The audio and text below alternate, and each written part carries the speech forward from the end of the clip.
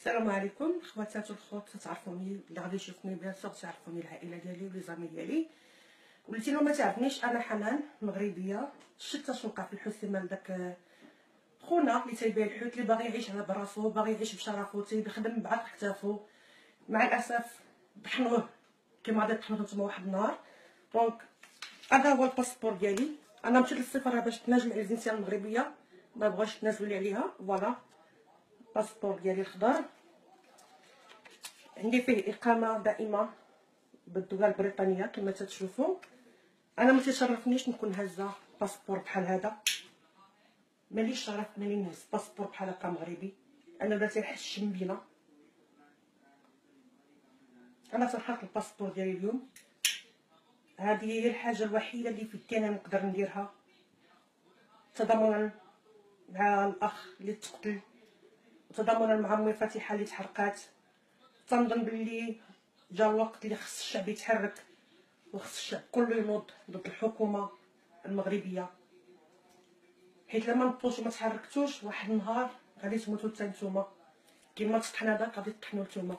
الحمد لله اللي انا ما عايشاش في المغرب. الله يخلي لي الدوله البريطانيه اللي تيقولوا دوله كافره، هي اللي عطينا حقوق الناس وعطينا حقوق العيش الكريم وعايشين بكرامه في وسطهم. ها هو الباسبور الاخر ديالي اللي تنهزو ما تنفتخر. اما هذا الله ينعل جد المغرب فين ما كان، الله ينعل جد الحكومه المغربيه فين ما كانت، الله ينعل جد الحكومه المغربيه، والله يرحم الشهداء ديال الدوله المغربيه، الله يرحم خونا بائع السمك، الله يرحمه اللي مات، الله يرحمه ويوسع عليه. وها الباسبور المغربي الخوت، ها هو كما تشوفوا بالاقامه ديالو بكلشي ديالو. انا حرقته، ولكن خص الشعب يتحرك وخص الشعب يفيق.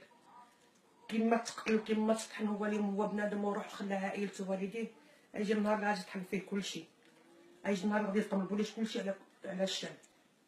الله ياخذ الحق، حقه عند الله. هذه هي اقل حاجه نقدر ندير، حقه عند الله.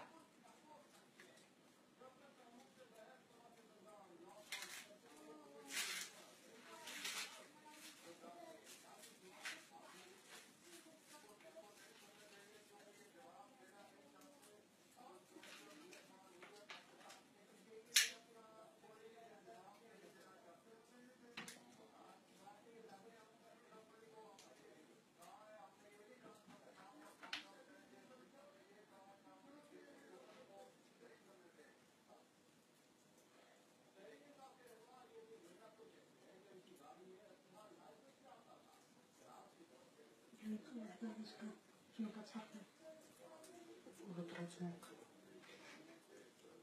ما تصورش داكشي كله؟ كيتصور ولكن لا مازال مكتوب.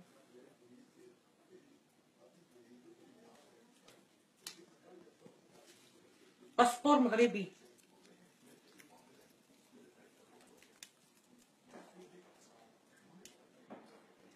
اللي كتبنا فيه الا تلفتي عندك 5 سنين الحبس.